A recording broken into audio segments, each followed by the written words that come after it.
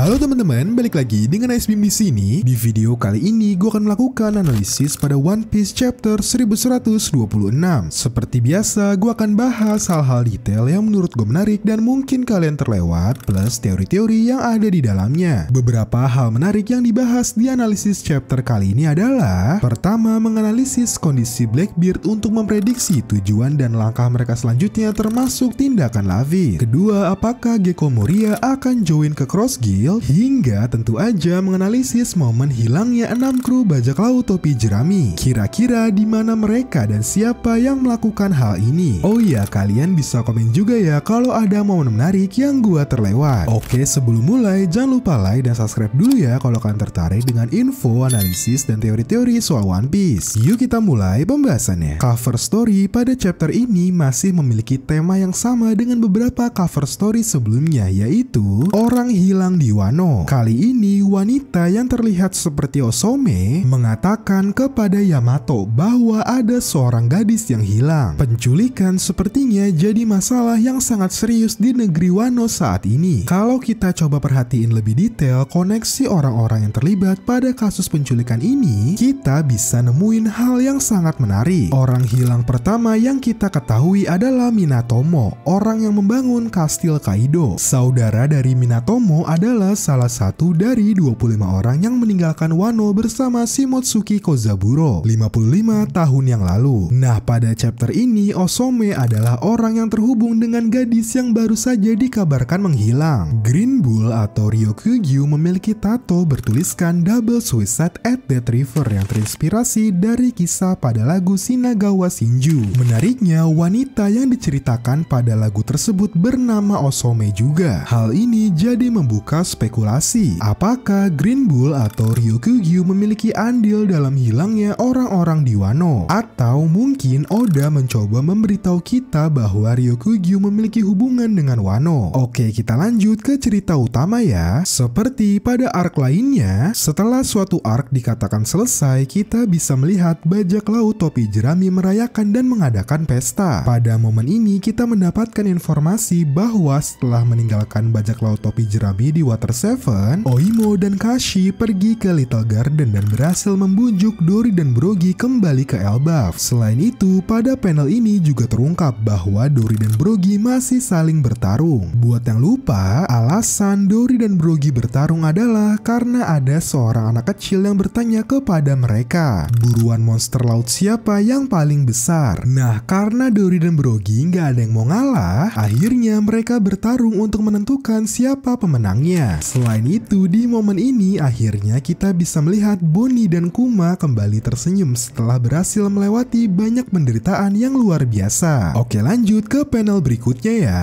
Di Pulau Gartel di New World, kita bisa melihat Shanks yang sedang menghukum Bartolomeo karena telah membakar benderanya. Pertama kali gue melihat panel ini, gue langsung bertanya-tanya, apakah haki milik Shanks benar-benar sekuat itu hingga bisa membuat Bartolomeo dalam keadaan berlutut dan terikat. Seperti yang kita tahu, Bari-Bari Nomi milik Bartolomeo merupakan salah satu buah iblis yang paling kuat dari sisi defensif. Bahkan Oden sekalipun gak bisa menghancurkannya. Apakah Shanks adalah orang pertama yang berhasil menghancurkan barrier milik Bartolomeo? Atau Shanks menyerang Bartolomeo ketika dia belum sempat mengeluarkan barriernya? Oke, anyway, di momen ini kita ditunjukkan kesetiaan dan kecintaan Bartolomeo terhadap Luffy yang luar biasa. Bahkan ini ngasih vibe yang mirip ketika Zoro rela berkorban menahan semua rasa sakit Luffy pada arc Thriller Bar. Jujur, gua nggak akan kaget jika Caribou akan melakukan hal yang serupa. Caribou rela mati demi Blackbeard karena seperti yang kita tahu, Caribou sangat cinta dengan Blackbeard seperti Bartolomeo yang sangat cinta kepada Luffy. Oke, masih di momen yang sama, setelah berhasil selamat dan dibebaskan setelah meminum racun palsu, Bartolomeo tetap mendapat pelajaran dari Red Haired Pirates. Yasop dengan satu peluru berhasil menghancurkan kapal Bartolomeo dan saat ini nasibnya belum diketahui. Ketika momen ini gue jujur jadi makin penasaran sekuat apa Shanks dan teman-temannya sebenarnya. Nah, dengan berakhirnya permasalahan antara Shanks dan Bartolomeo, seharusnya saat ini Shanks sudah tertarik dan siap untuk bertemu Luffy. Buat yang lupa, alasan Shanks tidak tertarik melihat Luffy pada saat di Wano adalah karena Bartolomeo telah membakar benderanya. Hal yang bikin gue penasaran adalah bagaimana reaksi Luffy ketika mengetahui temannya Bartolomeo dihancurkan oleh Shanks. Apakah Luffy akan menerimanya atau ini jadi sumber masalah bagi hubungan mereka? Oke, lanjut dari Red Hair Pirates kita beralih ke Blackbeard Pirate. Di momen ini kita bisa melihat Teach yang sangat marah ketika melihat Hachinosu hancur dan dua tahanannya, Koby dan Moria, berhasil kabur. Amarah Blackbeard mereda ketika mengetahui bahwa Garp berhasil menjadi tahanan terbarunya. Buat yang mungkin lupa, salah satu tujuan Blackbeard adalah membuat Blackbeard Kingdom. Blackbeard ingin memiliki kerajaan yang diakui oleh pemerintah dunia. Oleh sebab itu, awalnya dia akan menggunakan Koby sebagai sandera agar pemerintah mau menuruti permintaannya. Nah, sekarang dengan Garp sebagai tahanan barunya, kondisi Blackbeard akan jauh lebih untung karena Garp jika dibanding Koby statusnya jauh lebih berharga. Pertanyaan selanjutnya, kenapa Blackbeard ingin membuat Blackbeard Kingdom? Pertama, untuk memprediksi hal ini, kita perlu ingat kalau Blackbeard adalah orang yang sangat cerdik terutama dalam menyusun strategi. Dia bisa menciptakan gol-gol kecil untuk mendapatkan gol yang lebih besar. Contoh,